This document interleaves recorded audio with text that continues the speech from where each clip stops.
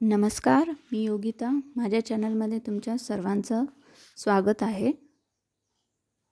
आज आपण बनवणार आहोत खोबऱ्याचे घारगे किंवा खोबऱ्याच्या घाऱ्या असं सुद्धा म्हणतात किंवा खोबऱ्याची गोड पुरी असं सुद्धा म्हणतात. चवीला या खूप छान लागतात. इथे पाहू शकता किती छान बनल्या आहेत. तुम्हाला मी एक तोडून दाखवते. खूप खुसखुशीत अशा लागतात या.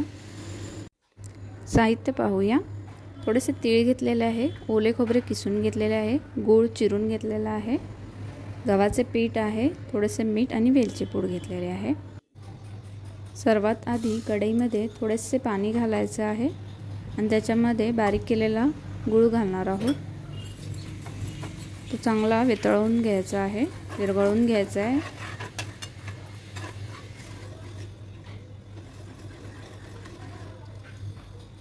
आपला गूळ विरघळला आहे. आता थोडेसे 2 ते 3 मिनिटं ह्याला आपण असे गरम करून घेणार आहोत.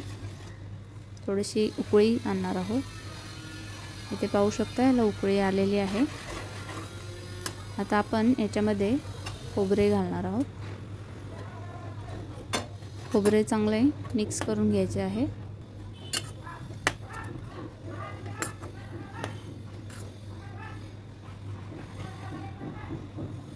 हे सुद्धा थोडेसे गुळाच्या ह्या पाण्यामध्ये शिजवून घ्यायचे आहे. आता आपण वेलची पूड आणि थोडेसे चवीसाठी मीठ घालणार आहोत. मिठामुळे चांगली चव येते. आता आपले हे मिश्रण रेडी झालेले आहे. तर गॅस बंद करून घ्यायचा आहे. आता ह्या बाउलमध्ये आपण तयार केलेले मिश्रण काढून घेणार आहोत.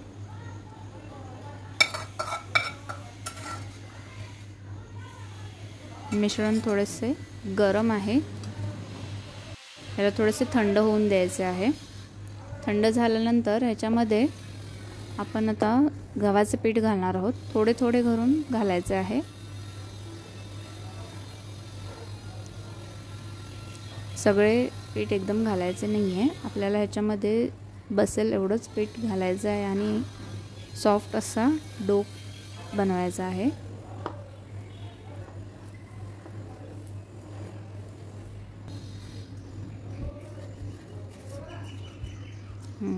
इथे पाहू शकता याच्यामध्ये आता पीठ व्यवस्थित बसलेले आहे.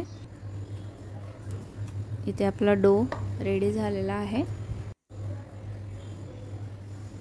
ते पाहू शकता आपला सॉफ्ट डो रेडी झालेला आहे. आता आपण एक प्लास्टिकचा कागद घेतलेला आहे. त्याच्यावर आपण आता ह्या पुऱ्या किंवा घाऱ्या किंवा घारगे हे तयार करून घेणार आहोत. थोडासा पाण्याचा हात लावायचा आहे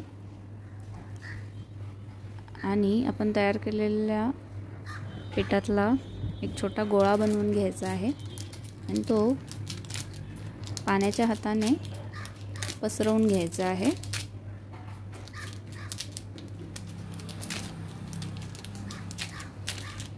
असे पसरवून झाल्यानंतर याच्यावर आपण आता थोडेसे तीळ लावायचे आहेत. ते सुद्धा थोडेसे दाबून घ्यायचे जेणेकरून तळताना ते तेलात जास्त पडणार नाहीत. अशा मी 2-3 घाऱ्या तयार करून घेतलेल्या आहेत. तेल चांगले गरम करून घ्यायचे आहे. आता आपण एक एक करून या घाऱ्या किंवा घारगे याच्यात सोडणार आहोत. त्याच्यावर थोडेसे तेल घालत राहायचे. थोडेसे झाऱ्याने असे दाबले की इथे पाहू शकता आपले घारे छान फुगलेले आहे. अशा प्रकारे आपले घारगे खोबऱ्याचे घारगे तयार झालेले आहेत. तुम्हाला अजून एक मी तयार करून दाखवते.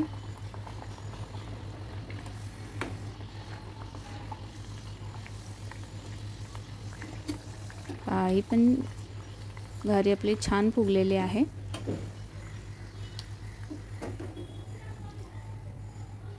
अशा प्रकारे आपले खोबऱ्याचे घारगे तयार झालेले आहे। तुम्हाला जर माझा व्हिडिओ आवडला तर नक्की लाईक करा, शेअर करा आणि चॅनलला सबस्क्राईब करा। थँक्यू।